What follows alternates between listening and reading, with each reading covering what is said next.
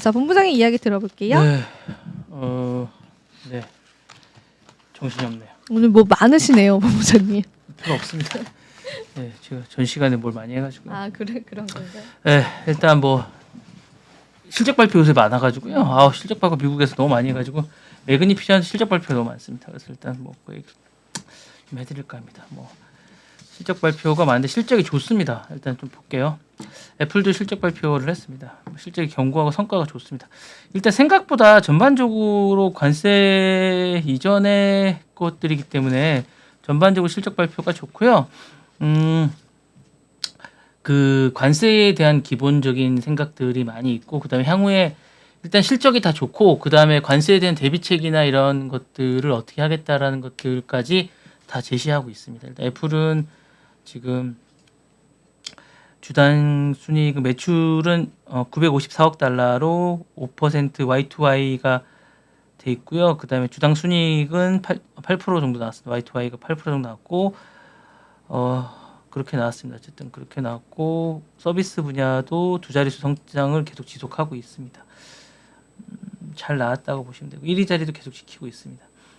다만 이제 변화된 거는 중국에서 인도와 베트남으로 전환하겠다고 전반적으로 선언했습니다. 팀쿡 2분기에 대한 어떤 좋은 뭐랄까 상징적인 여러 가지 어떤 의미를 발표했습니다. 이건 되게 의미 있고 의지라고 보여집니다. 그래서 미국에서 판매된 아이폰 절반 이상을 인도에서 생산하겠다라고 선언을 했습니다. 중국에서 벗어나겠다고 얘기한 거죠. 그리고 이제 트럼프의 관세가 현실화될 거라고 이제 본인은 판단한 것 같고, 누구보다 정보력이 강한 팀쿡이 얘기한 거기 때문에 관세가 중국과 전쟁에서 쉽게 끝날 것 같지 않다라고 판단한 것 같아요. 그리고 아이팩, 맥북, 에어팟은 다른 주요 제품들은 전량입니다. 베트남에서 생산될 거라고 밝혔습니다. 그러니까 중국에서 만들지 않겠다라고 얘기한 거예요. 이게 가능한가 봅니다. 그래서 일단 이 부분에 대해서는 관세 리스크를 벗어났기 때문에 주가에서 많이 반영됐습니다. 그리고 전반적으로 이제 그 실적에 대한 얘기를 좀 해드리면 서비스 전 부분에 안정적이자 높은 성장률을 기록했습니다. 그리고 이제 웨어러블 홈 서비스 부분이 소폭 감소했는데 고성장 구간 탈피 후 안정적인 부분에 대해서 이제 추진하고 있다라고 보면 될 것 같고요. 지역별 매출 추이를 좀 보고 드리면 미국, 유럽이 이제 각각 8.2%와 1.4% 정도 나왔고요. 중국만 유일하게 역성장했습니다. 마이너스 2.3%인데 중국이 경쟁이 치열합니다. 지금 기본적으로 지금 5위 정도 했죠. 상반기에 5위 정도 하고 있고, 아시아 및 기타 일본 및 아시아에서는 일본은 16.5%, 나머지 아시아는 8.4%로 성장했고, 유일하게 중국 빼고 나머지 지역은 다 성장했습니다. 그리고 이제 주가 갖고 계시면 이 뭐 배당금도 있습니다. 여기 0.26% 해서 4% 정도 괜찮은 편입니다, 여러분. 주가 가지고 계신 분들은 애플 주식 하시면 4% 0.26달러 받으십니다, 주당. 그리고 자사주 매입 프로그램도 확대하고 있으면 추가 1,000억 달러 정도 승인했고요. 이렇게 해서 돈이 많다는 증거를 갖고 계시면 될 것 같고, 다만 이제 리스크 요인은 기본적으로 이제 자사주 매입한 거 정도가 있을 것 같고, 뭐 부채도 많이 줄었습니다. 그래서 984억 달러에서 924억 달러 축소했습니다. 투자자들에게 이제 전하는 전문가들의 리스크는 이겁니다. 중국 매출이 감소한 거랑 환율 변동성이 좀 있습니다. 그리고 현금 흐름 감소가 조금 있는데 요 유심히 살펴보시면 될 것 같고, 나머지는 크게 없습니다. 그러니까 요 정도 보시면 될 것 같고, 애플의 현재 포지셔닝은 이렇습니다. 핵심보다 외교 쪽이나 공급망 개편에 집중하고 있습니다. 팀쿡은 중국산 아이폰을 부과된 관세에서 면세를 받기 위해서 단기적으로 비용 충격을 일단 피하려고 하고 있습니다. 그래서 애플은 시간을 충분히 벌었다고 판단하고 있고요. 그 사이에 공급망을 재편하고 지정학적인 어떤 리스크를 완화할 수 있게 됐다라는 판단을 하고 있고, 조용하지만 어쨌든 대미 정부와 협상을 누구보다 잘하고 있다라고 생각합니다. 미국에서 판매되는 대부분의 아이폰은 인도에서, 그리고 맥 아이패드를 베트남에서 조립하는 부분은 이제 YM을 조용하지만 완벽하게 이제 어쨌든 했고요. 단순한 관세 회피가 아닌 미중의 디커플링 무역 질서에 대비한 장기 전략을 완벽하게 했다라고 할 수 있을 것 같습니다. 다만 지정학적 리스크는 여전하다고 할 수 있을 것 같은데, 트럼프가 갑자기 이렇게 뭘 얘기를 하면 어떤 기업도 마찬가지인데 이런 거에서 애플도 자유롭지는 않을 거라는 전망을 하고 있고요. 아이폰 가격이 그래서 지금 1,000달러대 전후인데 1,600달러로 급등할 것이라고 있습니다. 단기적으로는 이걸 막을 수가 없다는 얘기죠, 사실. 그래서 막판 외교와 이제 소비자 선주문 수요가 있어서 가격 인상 때문에 이게 어쨌든 리스크가 좀 있다라고 합니다. 그래서 이 부분은 어쩔 수 없다라고 생각은 하고 있고요. 그다음에 리스크가 지금 있는 부분이 조금 있어요. 그러니까 여기서는 지금 시간이 되면 말씀드릴지 모르는데 앱스토어 수수료 부분이 지금 있습니다. 지금 소송 부분에서 이거 진 부분이 있습니다. 앱스토어 소송의 진 부분이 있는데 외부 결제 시스템을 지금 애플이 져가지고 지금 이게 이 부분이 져서 지금 어쨌든 27%를 부과할 수 없게 되는 상황이 있습니다. 그래서 이 부분에 이제 서비스 부분 수익성이 악화되는 부분이 있어서 이 부분이 이제 수익성이 악화될 게 좀 있고요. 그다음에 구글 검색 엔진 기본 설정 계약의 소송이 좀 있는데 연 200억 달러 규모의 수익 손실이 가능성이 대두돼가 있는 이 두 가지 부분이 리스크입니다. 요게 확실한 리스크가 상존하고 있기 때문에 요 수익은 분명하게 이제 어쨌든 애플이 어쨌든 악화될 가능성이 있습니다. 그이와 더불어 이제 인공지능 부분이 애플은 지금 아주 아픈 손가락이기 때문에 애플 인텔리전스로 홍보되던 생성형 AI가 어쨌든 올 3월 광고가 철회됐다는 건 안 나온다는 얘기입니다. 그래서 일부 기능을 연말까지 연기했기 때문에 팀 쿡은 이 부분에 대해서 시간이 더 필요하다고 얘기하지만 사실 애플이 이 부분에 대해서 사실상 올해는 나오기 힘들지 않을까라고 얘기하고 있기 때문에 애플의 어쨌든 이 부분은 어쨌든 약점이라고 얘기하고 있습니다.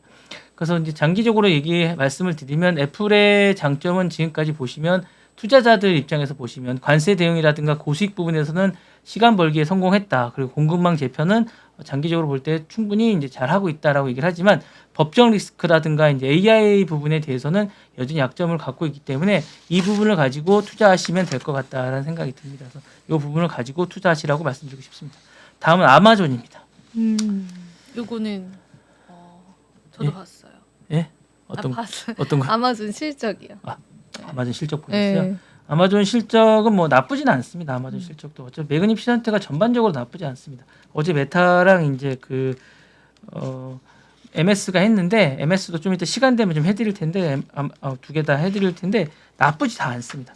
아마존도 이제 1분기 매출은 Y2Y가 9%고요. 그다음에 순이익은 상당히 높습니다. 비용 총재로 이익률을 방어했는데 64%입니다. 순이익이 Y2Y가 이렇게 상당히 높고 그다음에 리테일 성장률은 코로나 이후로 최저 속도로 지금 가고 있다는 생각인데 다만 좀 유심히 보셔야 되는 게 지금 아마존 기업이 이제 유통 기업이라고 생각하시는데 여러분 AI 기업으로 전환되고 있으면 아마존이 AWS에 집중하고 있거든요. AWS가 이제 아마존 웹하드 서비스인데 요 부분이 이제 성장률이 17%인데 이 부분 여전히 이익의 핵심으로 지금 그러니까 전체 이익의 많은 아마존의 전체 이익은 지금 AWS에서 나오고 있습니다. 그래서 이제 298억 달러인데 이 부분에 매출의 298억 달러를 차지하고 있는데 이제 요 부분이 여전히 이익의 핵심입니다. 여러분 지금 쇼핑에서 많이 나온다고 생각하시는데 그렇지 않습니다.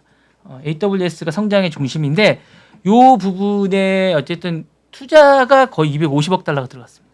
근데 지금 이 부분이 이제 더 들어가야 되는데 못 들어가고 있습니다. 지금 GPU를 못 구해서 못 들어가고 있는데 요 부분이 성장의 핵심인데 요 부분이 어쨌든 뭔가 이제 좀 문제가 좀 생기고 있는 부분이고 요 치열한 AI 전쟁에서 AI 기업으로 이제 전환하는 시점에서 뭔가 좀 더 핵심적인 효율성 측면에서 아마존이 어떻게 지금 이 부분을 분석하고 어떻게 대응할 것인가라는 부분에 대한 어떤 제시를 좀 해줘야 되는데 이 부분을 제시를 못하고 있다는 게 좀 약간 별로 좋지 않은 약간 그런 거고요. 2분기 가이던스는 영업이익이 감소 가능성이 조금 있습니다. 지금 관세 때문에 조금 있고 그 다음에 이제 지금 언급하셨듯이 이제 그 전에 어제 제가 잠깐 말씀드린 것처럼 이제 관세에 예민한 물론 지금 AI 급으로 가고는 있지만 어쨌든 모기업인 그러니까 시작을 했던 약간 쇼핑 쪽 부분에서 이제 관세에 자유로울 수가 없기 때문에 이 부분에 관해서 이제 어떻게 대응을 하느냐가 되게 중요하기 때문에 이 부분에 대해서 이제 영업이익이 감소할 수 있기 때문에 이 부분에 대한 대응책이 좀 있어야 됩니다. 자, 타격이 없는 기업이 없다는 무역 전쟁의 실체이기 때문에 아마존조차 지금 트럼프 관세 폭탄을 피하지 못합니다. 사실 그래서 이제 관세에 영향이 없다라고 휘말렸다 실적에 이제 이런 부분이 드러나고 있다라는 부분이 좀 있고요. 앤디 제시라고 이제 요 부분이 있죠. CEO가 언제 정확하게 관세가 정리될지 아무도 모른다라면서 전면적 리스크 관리에 대해서 체제를 좀 가동하고 있는 상황입니다. 그래서 선수요 주수요에 대해서는 단기적이지만 진짜 타격은 이제 2분기부터라고 지금 모든 매그니피션트가 2분기부터가 이제 관세에 대한 어떤 리스크가 있을 거라고 상반기에는 다 지금 되게 좋아요. M7이 다 좋아서 실적이 너무나 다 두 자릿수고 뭐 정말 Y2Y가 진짜 전년 대비 좋은 적은 지금 아마존처럼 이렇게 막 60몇 %가 나온 데도 있고 막 되게 좋습니다. 근데 다만 지금 아쉬운 건 지금 2분기에 관세를 어떻게 할지 모르기 때문에 뭐 실질적으로 여기서는 저희가 이제 말씀드릴지 모르겠지만 그 트럼프가 이런 것까지 지금 강요하고 있습니다. 뭐냐면 30개 인형 대신에 2개만에 만족해라 인형을 아이들에게 애국심을 막 강조하고 이렇게 있습니다. 왜냐하면 그 사물함이나 이렇게 지금 진열대에 이 관세 때문에 그 인형이 없을지도 모른다. 이게 전쟁도 아닌데 전쟁 시기처럼 막 이렇게 생각하는 이런 걸 막 강요하고 있거든요. 정말 동떨어진 이런 얘기를 하고 있을 정도로 그렇게 얘기하고 있기 때문에 사실 그런 부분에 대해서 좀 어떻게 될지 모른다라는 생각이 좀 들고요. 그리고 이제 제가 아마존도 지금 뭐 변신을 하고 있다는데 사실 아마존은 제가 말씀드렸다시피 AI 그룹으로 지금 변신하고 있고 규정도 AI 그룹을 하고 있습니다. 국내에는 지금 그렇게 얘기 안 하고 있는데 그래서 아마존이 저는 비전이 좋다고 계속 말씀드리는 게 아마존 AI 그룹과 클라우드 그룹입니다. 그래서 AI와 클라우드 인프라 레이스를 지금 들어가고 있습니다. 그래서 아마존은 올해 $1,000억 규모의 어쨌든 AI 135조 정도의 계획을 발표했고요. 다만 지금 수요를 감당을 못하고 있습니다. 데이터 용량 부족으로 AI 수요를 못 따라가고 있는 상황이고요. 클라우드 수요도 폭발 중이지만 인프라가 못 따라가고 있습니다. 그래서 이 부분에 대한 성장이 지금 제약되고 있습니다. 이 부분만 좀 되면 아마존 성장을 폭발적으로 할 거라는 생각이 좀 있고 여기에 대한 비전이 충분히 있기 때문에 저는 아마존은 비전이 있다라고 봅니다. 그래서 아마존을 쇼핑으로만 보시면 테슬라를 전기차로만 보시면 가능성이 없지만 FSD나 이 로봇 기업으로 보시면 충분히 성장 가능성이 있다라고 보시는 것과 마찬가지로 아마존도 쇼핑몰이라고만 보시면 가능성이 없지만 그렇게 안 보시고 AI나 이 클라우드 기업으로 보시면 충분히 가능성이 있거든요. 그렇게 투자를 하셔야 됩니다. 아마존은. 제가 볼 때 그렇게 투자를 하셔야 되고 제가 오늘 실적 발표 때문에 이제 이 투자에 관해서 좀 말씀 많이 드리는데 이렇게 보셔야 됩니다. 사실 아마존은 그렇게 보시면 성장 가능성이 있고 지금에서 만약에 투자를 하신다면 아마존이 가장 지금 상황에서 저는 가장 성장 가능성이 있다라고 보시면 되실 것 같고 제가 말씀드렸다시피 제가 한번 투자라고 하셨을 때 그 시점하고 지금 보시면 아마존의 아마 성장이 아마 가장 지금 잘 돼 있을 거라고 투자해 보시면 잘 돼 있을 거라고 판단이 듭니다. 그러니까 아마존은 그런 기업입니다. 제가 볼 때. 예, 제가 그때 한번 메타를 말씀 한번 들으시고 지금 아마존을 처음 말씀을 드렸을 텐데 지금 아마존이 그런 상황이라고 보시면 될 것 같아요. 그래서 아마존이 그럴 것 같고요. 광고나 셀러 서비스에서 고성장에 대한 선방을 하고 있습니다. 그래서 3분기에 셀러 서비스라든가 광고 성장에 대해서도 이익률이나 이런 부분에서 성장이 계속되고 있습니다. 예. 그럼 이런 부분에 대해서 리셀러나 이런 부분에서도 아주 좋은 부분이기 때문에 유심히 보셔야 될 것 같은 생각이 좀 있기 때문에 이런 부분을 유심히 보셔라고 말씀드릴 것 같은데 어쨌거나 제가 볼 때는 그 관세나 이런 부분에서도 그나마 좀 자유롭다고 저는 보거든요. 기본적으로 그렇게 강하게 오히려 저는 혜택을 본다고 보거든요. 왜냐하면 이런 부분에서 좀 자유로운 부분이 좀 있다고 봅니다. 하울 부분이 약간 걸리긴 하는데 이것도 뭐 내부적으로 뭐 이런 있는 재고 처리 정도만 하면 되지 않을까라는 생각이 들면서 이 부분에 관해서 하면 되지 않을까라는 생각이 들고요. 이렇게 하면 되지 않을까라는 생각이 듭니다. 예. 다음 소식 말씀드렸던 그 부분이고 아까 얘기했던 $20억 그거는 아까 얘기했던 그 아부다비 국부펀드가 아마 하게 될 것 같은 그런 생각이 맞아요. 예, 그렇게 될 것 같은 그런 생각이 있어요. 그 뉴욕 타임즈에 났더라고요. 맞아요. 네. 저도 거기서 봤어요. 예, 거기서 하시면 될 것 같은. 하시면 될 것 같은. 통했네요, 본부장님. 네, 네, 네. 저랑. 네. 제 개인 방송에는 나옵니다. 보시면 될 것 네. 같습니다. 네. 거기서 보십시오. 네. 네. 자, 요거는 이제 제가 오랜만에 이제 말씀드리는데 에어비앤비라고 이제 기업이 있습니다. 저 자주 이용합니다. 네, 이게 여기. 이제 사실은 요것도 한번 제가 분석을 좀 해드려요. 실적 발표가 요새 많습니다. 그래서 오늘 엄청 분석해 주시네요. 주가 분석. 네, 한번 실적 발표를 하면 좀 해드려야 될 것 같아서 실적 발표가 많아서 실적 발표 때는 제가 좀 해드립니다. 실적 발표 때문에 좀 해드리는데 실적 발표가 나오면 좀 해드릴 수 있습니다. 이게 데이터를 가지고 그냥 마구잡이를 해드리면 여러분들이 좀 안 좋기 때문에 이렇게 해드리면 안 됩니다. 마구잡이를 하는 건 이게 주가 분석이 아닙니다. 사실은 데이터를 가지고 숫자를 제가 또 수학과 아닙니까?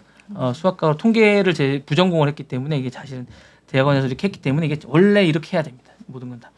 이게 기본적으로 에어비앤비는 사실은 이제 성장은 했지만 숨고르게 좀 들어가고 있습니다. 사실은 1분기 매출은 22.7억 달러인데 Y2Y가 컨센서스를 상회하긴 했습니다. 순이익도 사실은 급감을 했습니다. 다만 마이너스 Y2Y가 41.7% 정도로 유일하게 이 상위에 어쨌든 있는 그런 기업 중에서는 순이익이 급감했습니다. 순이익 급감은 여러 가지가 있습니다. 왜냐하면 예약은 되게 많이 늘었는데 이게 기본적으로 이게 사이클이나 이런 것들이 기본적으로 예약은 많이 상회했지만 요 부분에서 예약을 상회하는데 좀 뭐랄까 이게 그 예약은 상회했는데 평균 숙박 요금이 소폭 하락했습니다. 그리고 이게 에어비앤비가 사실 관세나 이 트럼프 정책에 영향을 안 받을 것 같죠. 많이 받습니다. 왜냐면 이게 캐나다 관광객이 많이 줄었어요. 여행이. 그러면서 에어비앤비를 이용을 많이 안 해요. 왜냐하면 에어비앤비야말로 사실은 미국의 어쨌든 자국 내 내국인 중심으로 미국 내 예약이 대부분 운영되는데 캐나다발 여행이 분기 말로 가장 둔화가 됐습니다. 그러면서 이게 많이 줄었고요. 이건 2분기 가이던스도 사실은 하회할 것으로 예상되고 있으면서 이 부분은 에어비앤비 투자하시는 분들은 생각하시고 투자를 하셔야 될 것 같은 그런 생각이 들면서 이 부분은 아마 관세의 영향을 좀 많이 받는다라고 생각하시면 될 것 같습니다. 성장 둔함이 시장 포인트도 그럴 것 같아요. 북미 시장은 부진할 것 같습니다. 그래서 이제 여행 수익 및 정체가 될 것 같고요.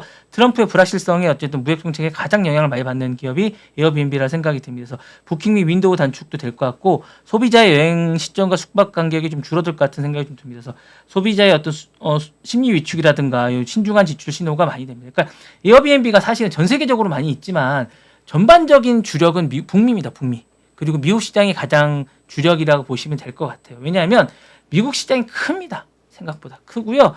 가격 상승이나 실적 개선도 이쪽이 가장 크고 전체 예약에서 이제 미국 시장을 두고 얘기할 수가 없기 때문에 예약 기준의 30%를 차지합니다. 여기가. 그래서 시장 자체가 크기 때문에 이 시장이 둔화되면 전체 실적에 가장 큰 타격을 많이 있기 때문에 요 부분에 대해서 이제 신경을 많이 써야 되고 요게 어쨌든 전체 시장에서 큰 비분이 있기 때문에 요 부분에 대한 어떤 고민이 좀 있어야 되지 않을까 하는 부분도 있고 투자를 하실 때도 여기를 많이 해야 되지 않을까라는 생각이 있어서 북미 경기나 소비자 심리 회복 여부가 어쨌든 중요할 것 같은 생각이고 트럼프가 요의 관세나 캐나다 다른 나라는 필요 없고요. 캐나다와의 관계를 어떻게 회복할 것인가라는 부분이 있어서 여름 시즌까지 이 부분이 해결되지 않으면 에어비앤비의 어쨌든 그 매출과 상관없이 에어비앤비의 어떤 투자나 이런 부분에서는 좀 더 신중하실 필요가 있지 않을까라는 생각이 듭니다.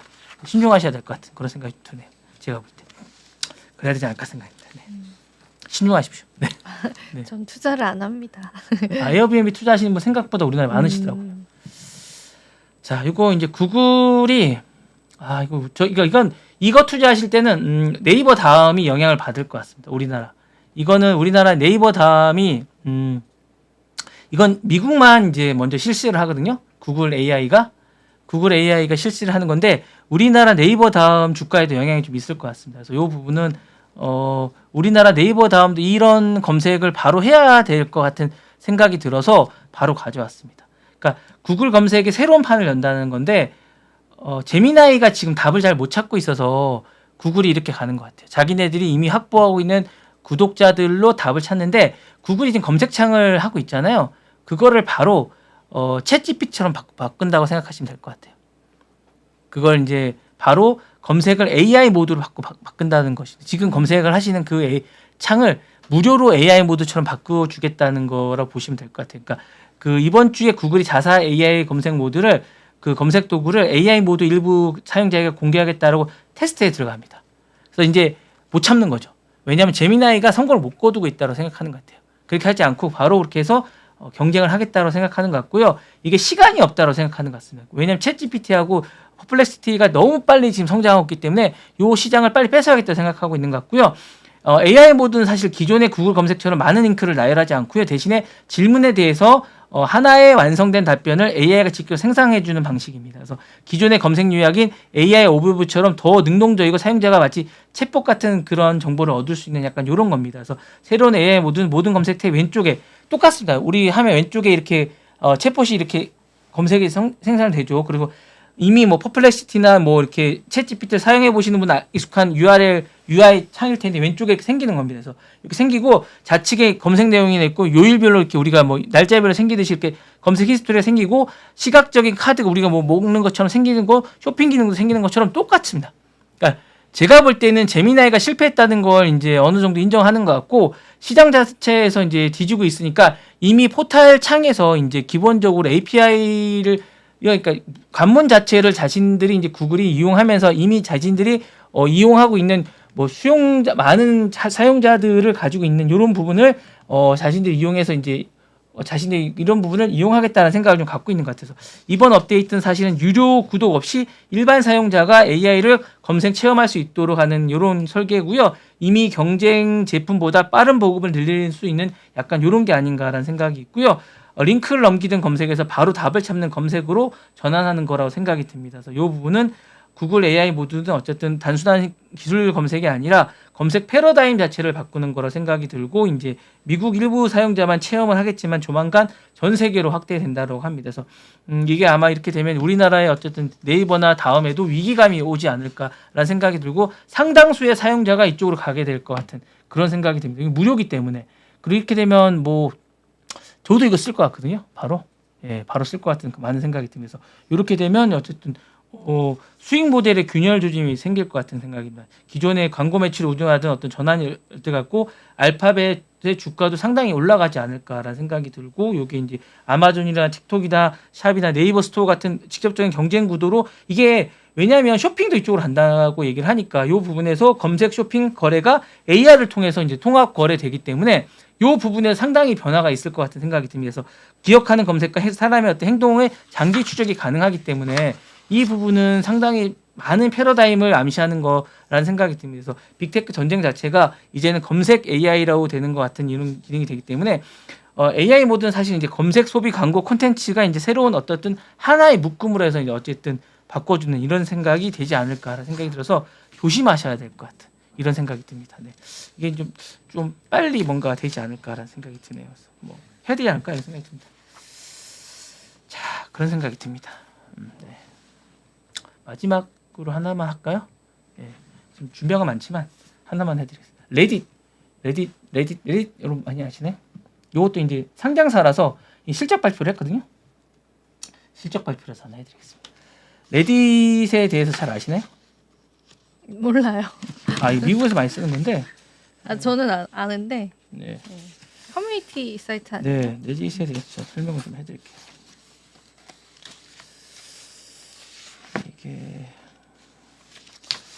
레딧이 뭐냐면 사실 이제 그 전 세계 사용자들 관심사를 정보를 공유하고 커뮤니티 중심으로 이제 소셜 플랫폼이라고 보시면 될 것 같습니다. 설명을 좀 해드릴게요. 2005년에 설립돼서 2024년 3월에 나스닥에 상장을 했습니다. 월 7억 명 이상이 방문하는 글로벌 플랫폼이라고 보시면 될 것 같습니다. 이제 레딧의 구성은 이렇게 되어 있습니다. 서브 레딧이 있고요. 그다음에 이제 레딧은 수천 개의 기반의 포럼으로 되어 있고요. 서브 레딧으로 이제 구성되어 있습니다. 그래서 이제 서브 레딧은 각자 자율적으로 운영이 되면서 이제 규칙적으로 이제 설립이 되는 약간 커뮤니티라고 보시면 될 것 같아서 업보드와 다운보트로 구성되어 있습니다. 사용자는 게시글이나 댓글로 이제 추천을 할 수 있고 컨텐츠 품질이나 커뮤니티에서 자동 정렬이 되고 민주적이고 이렇게 사용해 보시면 압니다. 들어가서 우리나라 사람도 구성할 수 있습니다. 로그인 사용자와 비로그인 사용자로 구성이 되어 있습니다. 그래서 로그인 사용자는 투표나 댓글이나 글 작성이 가능하고요. 그다음에 비로그인 사용자는 그냥 유입된 소비자로 읽을 수가 있습니다. 이렇게 구성되어 있습니다. 레딧의 수익 모델은 뭐냐면 광고입니다. 레딧은 디스플레이 광고와 프로모션 광고가 있고요. 커뮤니티 광고를 통해서 할 수 있습니다. 그래서 데이터 라이센싱과 AI 협업이 되어 있다는 약간 이런 구성이고 뭐 실시간 형성이 되어 있어서 게임 여러 가지 다양한 뭐 이런 것들이 돼 있고 이렇게 돼 있습니다. 그래서 이렇게 돼 있는데 이런 레딧이 특징이 뭐냐면 밈이 되게 많았어요. 밈 아시죠? 이런 밈들이 많이 있어서 붐이라고 할 수 있는데 어쨌든 1분기에 어쨌든 많은 실적을 발표했는데 최근에 요 실적 발표에서 레딧이 어쨌든 매출 발표를 했습니다. 그래서 매출은 전년 대비해서 예상치보다는 상당히 많이 뛰었는데 주당 순이익이 13센트로 2센트를 훨씬 높은 했고 순이익도 2,620만 달러로 이제 IPO 이후에 처음으로 이제 흑자를 기록했습니다. 그래서 요게 해서 이제 어쨌든 했고 AI와 검색기에 어쨌든 맞춰서 처음으로 이제 불확실성에 대해서 이제 흑자를 했다는 것에서 의미가 좀 있을 것 같고요.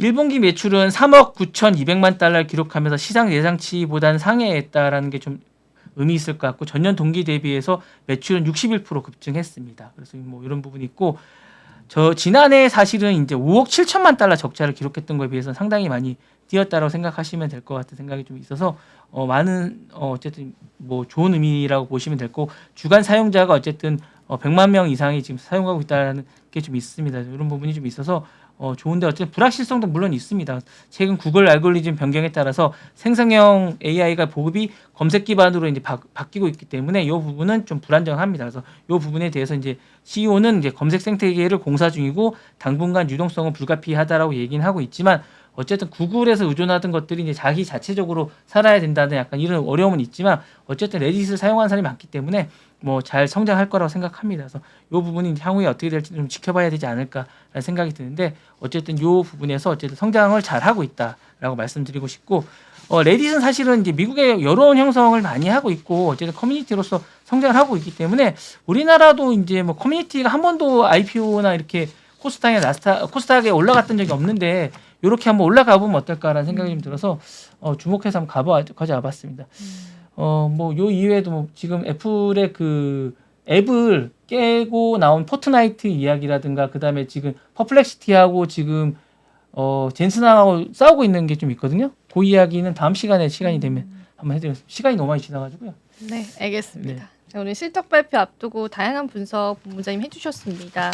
데이터에 기반한 분석이니까요. 신뢰감을 가지고 전략 잡아보셨으면 좋겠어요. 자, 랩소디 오늘은 여기서 인사드리겠습니다. 오늘도 시청해주신 여러분 고맙습니다. 감사합니다.